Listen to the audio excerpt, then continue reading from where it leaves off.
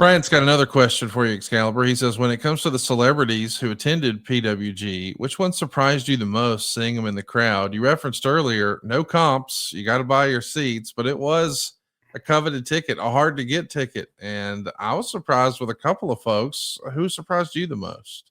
I mean, the coolest one for me personally was Mike Patton from Faith No More, Mr. Bungle, Tomahawk, whatever, number of bands. But for me, just as somebody whose music I really enjoy, him being there and kind of taking in what we were doing in this little space, that was exceptionally cool for me. And I tried to make it a point to to not bug anybody that was there, because I knew that they were just there to have a good time and enjoy themselves. But he was somebody that I said to myself, like, when am I going to have a chance to ever speak to Mike Patton again? And so I did go up and just took 20 seconds of his time and was very apologetic for it, but he was very cool about it. The most surprising was Sofia Vergara. Yeah. Which I think is the first name that comes to mind for a lot of people in terms of celebrities at PWG. She was there because another person that I got to meet and become friends with, or friendly with, is Chris Bauer, who played Frank Sabatka on The Wire, and who was on the show True Blood for their cast wrap party for, I can't remember which season it was. He bought I think it was just 10 or 12 tickets. And so all the cast members of, I guess 10 or 12 of the main cast members of True Blood came along with Chris. But then Sofia Vergara was married to Joe Manganiello at the time, who's on True Blood. And that's how she ended up being there. And there is a photo that she posted on Instagram where she's looking very pretty, and she's next to the ring, and she's like, I think they're dead. And my claim to fame is that it's my exposed butt crack that is right behind her. Or partially exposed. Okay, good enough. But I do have to give Chris Bauer props, because my wife, when I met her, one of the first things that we bonded over was our love of The Wire. And there happened to be a Pro Wrestling Guerrilla show just a few months after we began dating. And I said, hey, Chris, I really like this girl. And he brought James Ransone, who played his son, Ziggy Sabatka, on The Wire. And I said, hey, would you guys just do like a 10, 15-second video for this girl? I really like her. And, this, I think, would mean the world. And he said, absolutely. And then he did this video. I sent it to her. She couldn't believe it. She thought it was to like people cosplaying as them or something. She couldn't believe it was real. But then when my wife and I actually got married, Justin Roberts contacted Chris Bauer and asked him to make another video, which he very kindly did, and played it at our wedding. And it was just congratulating us on our marriage. So of all the celebrity guests at that came to a PWG show, I'd say there were some cool ones, but for very personal reasons, none cooler than that. Wow. Great stories. Do you think we know Chris Bauer was also in the wrestling television show Heels? Do you think Pro Wrestling Guerrilla was somehow an inspiration for that show on some level? I would have to imagine so. I mean, I know Chris was a big fan of wrestling before he started coming to PWG, but I think seeing it on this level, seeing it this close, I mean, it is very much theater in the round.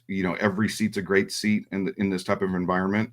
And, it's a big difference of being in Staples Center and seeing a show, or being at the Forum, and then being in this room, and you see everybody standing up. Actually, the guy in the red shirt on the I guess the bottom right hand of the screen, that's Alan Denkinson, who his nickname was Dink, who was he was a professional gambler. He actually had a movie made about his life. There was a book, then a movie, and he was somebody that was a huge supporter, and that had a very wide network of friends. And he passed away tragically a couple of years ago. But we had a show in his name, and in his honor, because he was somebody that was such an ambassador for professional wrestling, and brought people that had never experienced wrestling before and brought them to a PWG show, and they were just like, holy shit, this is unlike anything. That people have these preconceived notions of what wrestling is, and then you see something like what we're watching there, and you have 500 people just absolutely losing their mind, and it's it changes somebody's perspective. I've seen Kyle O'Reilly do some spectacular things here that I don't think I've seen him do in an AEW ring.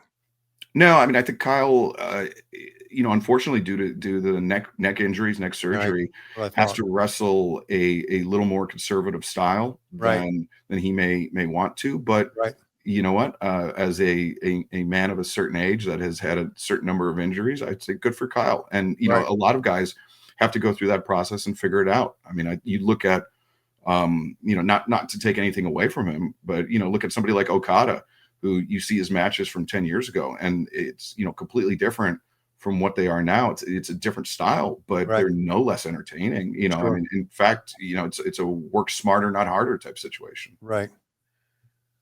Yeah, the greats can do that, no doubt. There's a guy down the front row here. I see him with fired up, boy, he's fired up about everything, man.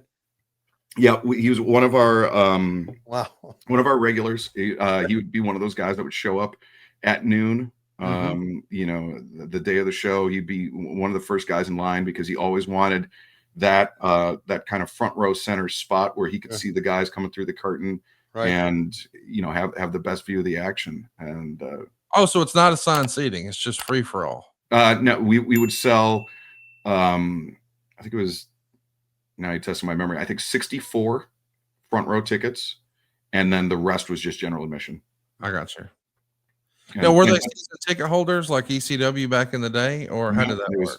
It was just we'd put them up on our website at usually about 8 o'clock Pacific time on a Monday or something, and it would routinely crash the website.